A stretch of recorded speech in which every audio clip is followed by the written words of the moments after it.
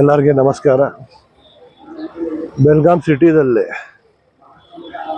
8457 students 10th standard ಎಕ್ಸಾಮ್ಸ್ಗೆ appear ಆಗ್ತಾ ಇದ್ದಾರೆ.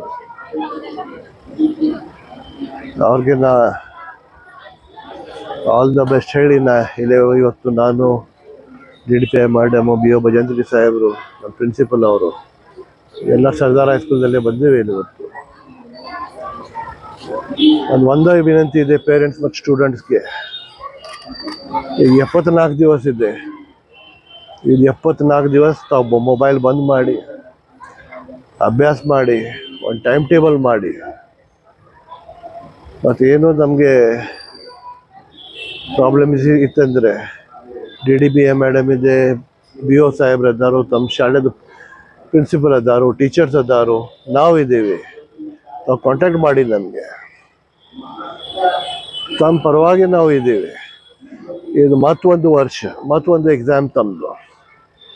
ಇದು ಎಕ್ಸಾಮ್ ತಾವು ಒಳ್ಳೆ ಮಾಡಿದ್ದಂದರೆ ತಮಗೆ ಒಂದು ಒಳ್ಳೆ ಕಾಲೇಜಲ್ಲಿ ಅಡ್ಮಿಷನ್, ತಾವು ಏನು ಮಾಡಲಿಕ್ಕೆ ತಮಗೆ ಇಚ್ಛೆ ಇದೆ ಅದು ಕಾಲೇಜ್ಗೆ ತಮಗೆ ಅದು ಸಬ್ಜೆಕ್ಟ್ಗೆ ತಮಗೆ ಅಡ್ಮಿಷನ್ ಸಿಗ್ಬೋದು.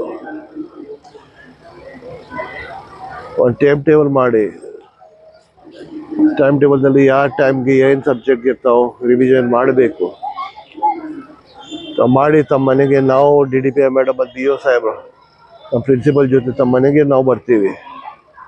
ನಾವು ನೋಡ್ತೀವಿ ತಾವು ಏನು ಮಾಡ್ತಾ ಇದ್ದೇವೆ. ಅದ್ರ ಜೊತೆ आपको कोई तकलीफ है वो भी देखेंगे और आप क्या कर रहे हैं वो भी हम देखेंगे.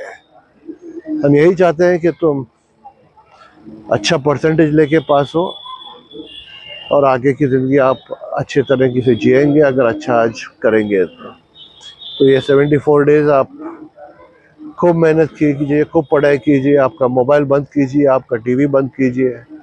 यही हमारी दरख्वास्त है आप हम सब की तरफ से आपको. और हम आपको ऑल द बेस्ट कहते हुए आपके आगे की एग्ज़ाम में अच्छा करें और आपके आगे की ज़िंदगी अच्छी हो. हम यही प्रार्थना करते हैं, यही दुआ करते हैं. धन्यवाद.